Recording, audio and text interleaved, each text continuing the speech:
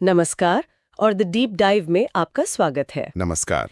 मेरठ का blue drum murder case, ये एक ऐसा नाम है जो हम में से ज्यादातर लोगों ने शायद सुना होगा। हाँ, एक कहानी जिसने महीनों तक सुर्खियां बटोरी थी। बिल्कुल, लेकिन आज हम सिर्फ उन हेडलाइंस को नहीं दोहराएंगे। हमारे पास जो स्रोत हैं उनके आधार पर हम उन परतों को खोलने की कोशिश करेंगे जो अक्सर शायद चर्चा में नहीं आ पाती। इस अपराध के पीछे का ठंडा दिमाग, वो छोटी सी गलती जिसने पूरी साजिश का पर्दाफाश कर दिया, और इस एक केस ने हमारे समाज के बारे में क्या बताया। सही कहा, ये कहानी सिर्फ एक हत्या की नहीं है, बल्कि ये इस बात की भी है कि कैसे इंसानी रिश्ते इतने खोखले हो सकते हैं। हमारे स्रोतों के मुताबिक कहानी के केंद्र में है 3 लोग। पीड़ित सौरभ राजपूत, जो मर्चेंट नेवी में काम कर चुके थे, उनकी पत्नी मुस्कान रस्तोगी और मुस्कान का प्रेमी साहिल शुक्ला। और इन तीनों की जिंदगी एक भयानक रात को हमेशा के लिए बदल गई। हाँ। तो चलिए कहानी को एकदम शुरू से समझते हैं। ये सब हुआ कैसे? स्रोतों के हिसाब से तारीख थी 4 मार्च। उस रात ऐसा क्या हुआ जिसने इस पूरी कहानी को जन्म दिया? देखिए, उस रात जो हुआ वो किसी अचानक भड़के गुस्से का नतीजा नहीं था। अच्छा। नहीं, ऐसा लगता है कि इसकी पूरी तैयारी की गई थी। मतलब ये प्री प्लान था? बिल्कुल। पहला कदम था सौरभ को रास्ते से हटाना, लेकिन बिना किसी शोर शराबे के। तो इसके लिए मुस्कान ने सौरभ के खाने में नींद की गोलियां मिला दी। ओके। और जब सौरभ गहरी नींद में पूरी तरह बेहोश हो गए, तब साजिश का दूसरा और सबसे खौफनाक दौर शुरू हुआ। और यहीं पर साहिल की एंट्री होती है ना? हाँ, जब सौरभ पूरी तरह बेबस थे, तब मुस्कान और साहिल ने मिलकर पहले उन्हें चाकू मारा और फिर उनका गला रेत दिया। लेकिन हत्या करने के बाद उनका अगला कदम इस अपराध को और भी ज्यादा भयावह बना देता है। मतलब? उनका मकसद सिर्फ मारना नहीं था, बल्कि हर सबूत को हमेशा के लिए मिटा देना था। पहचान मिटाने के लिए उन्होंने शरीर के टुकड़े कर दिए। ये सोचना भी परेशान करता है। पर इसके बाद उन्होंने जो किया वो किसी फिल्म के सीन जैसा लगता है। मेरा मतलब है, शव को ठिकाने लगाने के और भी तरीके हो सकते थे, लेकिन उन्होंने एक बड़ा सा नीला प्लास्टिक का ड्रम और सीमेंट चुना। हाँ, ये अपने आप में एक बहुत ही अजीब कदम है। क्यों? ऐसा क्यों किया होगा? ये कदम उनकी मानसिकता को दिखाता है। वो एक ऐसी चीज बनाना चाहते थे जिसे कोई खोल ना सके, जिस पर कोई शक भी ना करे। योजना ये थी कि शरीर के टुकड़ों को ड्रम में डालकर उसे सीमेंट और कंक्रीट से पूरी तरह भर दिया जाए। एक पत्थर के ताबूत जैसा? हाँ, बिल्कुल। एक बार सीमेंट सूख गया तो वो एक पत्थर का ताबूत बन जाएगा, फिर उसे कहीं दूर फेंक दिया जाएगा और सौरभ हमेशा के लिए गायब हो जाएंगे। एक परफेक्ट प्लान। पर जैसा होता है ज्यादातर परफेक्ट प्लान की तरह, इसमें भी एक बहुत ही मामूली सी लेकिन बड़ी गलती हो गई। बिल्कुल। उनकी सारी प्लानिंग एक बहुत ही प्रैक्टिकल चीज पर आकर अटक गई। वजन। हाँ। सीमेंट और कंक्रीट से भरने के बाद वो ड्रम इतना भारी हो गया कि उसे हिलाना भी नामुमकिन था। अच्छा। अगले दिन जब उन्होंने उसे ठिकाने लगाने के लिए मजदूरों को बुलाया, तो 4 लोग मिलकर भी उसे उठा नहीं पाए। तो वो ड्रम घर में ही रह गया? घर के अंदर ही पड़ा रह गया। और वही ड्रम जो सबूत मिटाने के लिए बनाया गया था, बाद में पुलिस के लिए सबसे बड़ा सबूत बन गया। ये तो कमाल है। अब यहाँ मामला और भी पेचीदा हो जाता है। हत्या के बाद आमतौर पर अपराधी घबराता है, छिपने की कोशिश करता है, लेकिन यहाँ तो कुछ और ही हो रहा था। यहाँ जो हो रहा था वो सामान्य व्यवहार के बिल्कुल परे था। अपराध को अंजाम देने के बाद मुस्कान और साहिल वो सामान्य जिंदगी जीने का दिखावा करने लगे। दिखावा? हाँ, कुछ रिपोर्ट्स तो ये भी कहती हैं कि वो कुछ दिनों के लिए किसी हिल स्टेशन पर घूमने भी गए थे। क्या? घूमने गए थे? जी। जैसे कुछ हुआ ही ना हो। 1 मिनट, यहाँ एक पल के लिए रुकते हैं। ये इस केस का शायद सबसे ठंडा और डरावना पहलू है। किसी की हत्या करने के बाद उसके शव को अपने ही घर में एक ड्रम में बंद करने के बाद कोई छुट्टियां मनाने कैसे जा सकता है? ये समझना बहुत मुश्किल है। और सिर्फ इतना ही नहीं, मुस्कान लगातार सौरभ के फोन से उसके परिवार वालों को मैसेज कर रही थी। हाँ, ये एक क्लासिक मनोवैज्ञानिक रणनीति है जिसे मिसडायरेक्शन कहते हैं। वो एक भ्रम पैदा कर रही थी। कैसा भ्रम? कि सौरभ जिंदा है, बस किसी काम से बाहर गए हैं और संपर्क में नहीं आना चाहते। इससे उन्हें 2 फायदे हुए। एक, परिवार वालों ने पुलिस को रिपोर्ट नहीं किया। और दूसरा ये कि उन्हें सबूत मिटाने और अपनी कहानी गढ़ने के लिए और ज्यादा वक्त मिल गया। किसी के फोन से उसी के परिवार को धोखा देना, ये किस तरह की मानसिकता को दिखाता है?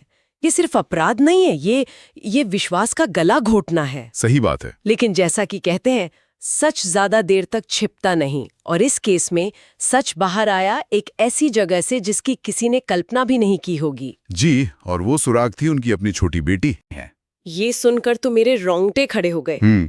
एक बच्चे की मासूमियत ने इतनी बड़ी साजिश का पर्दाफाश कर दिया। ये तो किसी थ्रिलर फिल्म का क्लाइमैक्स लगता है। बिल्कुल। इस एक लाइन के बाद पुलिस के लिए तो सारे दरवाजे खुल गए।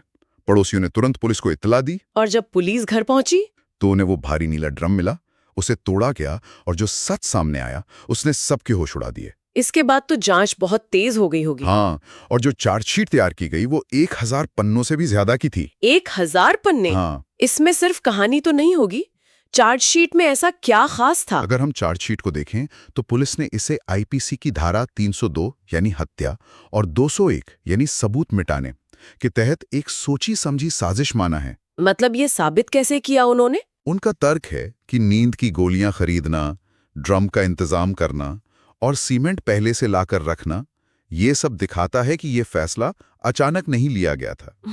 चार्जशीट में इस बात पर भी जोर दिया गया कि ये हत्या किसी अंधविश्वास या काले जादू की वजह से नहीं हुई, जैसा कि शुरुआती दौर में कुछ अफवाहें थीं। तो चलिए सबसे बड़े सवाल पर आते हैं। अगर ये काला जादू नहीं था तो फिर मकसद क्या था? हत्या क्यों की गई? यहाँ पर मुस्कान के पिता का बयान, जो स्रोतों में दर्ज है, बहुत अहम हो जाता है। क्या कहा था उन्होंने? उनके अनुसार मुस्कान ड्रग्स की आदी थी और यहीं से किरदारों के बीच का टकराव साफ नजर आता है। एक मिनट, यहाँ एक विरोधाभास है। पिता कह रहे हैं कि ड्रग्स वजह थी, पुलिस कह रही है कि एक सोची समझी साजिश थी। क्या ये दोनों बातें एक साथ सच हो सकती हैं? हाँ, हो सकती है। कैसे? मतलब क्या एक ड्रग एडिक्ट इतनी ठंडे दिमाग से इतनी बारीकी से साजिश रच सकता है? ये थोड़ा अजीब लगता है। ये बहुत अच्छा सवाल है और इसका जवाब शायद हाँ है। देखिए, मकसद यानी मोटिव और तरीका यानी मेथड, ये दो अलग अलग चीजें हैं। ठीक है। पिता के बयान के मुताबिक पति सौरभ मुस्कान की इस लत का जोरदार विरोध करते थे। वो उसे रोकना चाहते थे। और प्रेमी? वहीं दूसरी तरफ प्रेमी साहिल उसे ड्रग्स मुहैया कराता था। तो सौरभ, मुस्कान और साहिल के रिश्ते और उनकी ड्रग्स की लत, दोनों के बीच एक रुकावट बन गए थे। तो उस रुकावट को हटाने का मकसद शायद ड्रग्स की धुंध में ही बना हो। हाँ, लेकिन उसे अंजाम देने का तरीका बहुत सोचा समझा था। बिल्कुल। मतलब सौरभ को रास्ते से हटाना ही एकमात्र हल दिखा और कानून की नजर में यही सबसे बड़ा फर्क है। ये कोई गुस्से में अचानक उठाया गया कदम नहीं था। और कानून की भाषा में इसे ही प्री मेडिटेटेड मर्डर कहते हैं। जी हाँ, यानी एक ऐसी हत्या जिसकी पूरी योजना पहले से बनाई गई हो। और इस मामले में हर सबूत इसी तरफ इशारा कर रहा था। लेकिन इस कहानी में एक और मोड़ है जो आरोपियों के मनोविज्ञान को और भी उलझा देता है। अब मुस्कान की उस इच्छा की बात कर रहे हैं जो उसने जेल में रहते हुए जाहिर की थी। हाँ, बिल्कुल। जेल में रहते हुए मुस्कान ने कानून यानी लॉ की पढ़ाई करने की इच्छा जताई। ये बात अपने आप में बहुत कुछ कहती है। ये तो वाकई हैरान करने वाला है।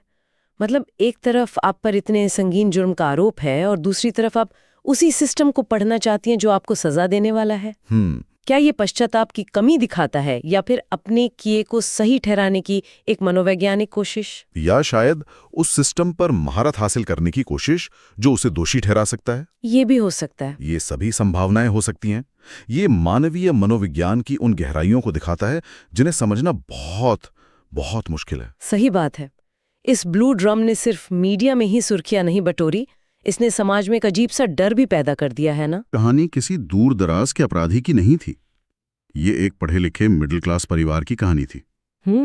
इसने लोगों को ये सोचने पर मजबूर कर दिया कि हमारे अपने घरों में बंद दरवाजों के पीछे रिश्तों में कितनी कड़वाहट छुपी हो सकती है। वो नीला ड्रम सिर्फ एक वस्तु नहीं रहा। नहीं, वो इस बात का प्रतीक बन गया कि जिन लोगों पर हम सबसे ज्यादा भरोसा करते हैं, कभी कभी वही सबसे बड़ा धोखा दे सकते हैं। तो अगर हम आज की इस पूरी बातचीत को समेटें तो ये मामला मुस्कान रस्तोगी और साहिल शुक्ला का है, जिन पर सौरभ राजपूत की एक बहुत ही क्रूर और योजनाबद्ध तरीके से हत्या करने का आरोप है। हाँ, और ये केस दिखाता है कि कैसे एक रिश्ते में आई दरार, नशे की लत और विश्वासघात मिलकर एक ऐसे भयावह अपराध को जन्म दे सकते हैं। और ये भी कि कितनी भी निखुण योजना क्यों ना हो, एक छोटी सी मानवीय भूल या एक मासूम सच उसे तबाह कर सकता है। जहां तक मामले की मौजूदा स्थिति है, ये अभी भी कानूनी प्रक्रिया में है और अंतिम फैसला आना बाकी है। हमारे स्रोत हमें इस अपराध की योजना, उसके बाद के धोखे और उस एक सुराग के बारे में बताते हैं जिसने सब कुछ बदल दिया। लेकिन ये सब जानने के बाद एक सवाल मेरे मन में अटक गया है और मैं चाहूंगी कि हमारे सुनने वाले भी इस पर जरूर सोचें। क्या सवाल? सवाल ये है कि कोई इंसान इतना भयानक अपराध करने के बाद सामान्य दिखने का नाटक कैसे कर सकता है? घूमने जाना, सामान्य जिंदगी जीना, और पीड़ित के ही फोन से उसके परिवार को झूठे संदेश भेजना जैसे वो अभी भी जिंदा हो। ये मानवीय मनोविज्ञान के उन अंधेरे कोनों पर एक गहरा सवाल खड़ा करता है जो अक्सर समाज की नजरों से छिपे रहते हैं। हम सब अपनी जिंदगी में अलग अलग मुखौटे पहनते हैं, लेकिन किसी अपने की जिंदगी छीन लेने के बाद भी सामान्य होने का मुखौटा पहने रखना, ये किस हद तक की भावनात्मक शून्यता को दिखाता है? शायद इस केस का सबसे परेशान करने वाला पहलू ये अपराध नहीं, बल्कि अपराध के बाद का ये ठंडा सन्नाटा है।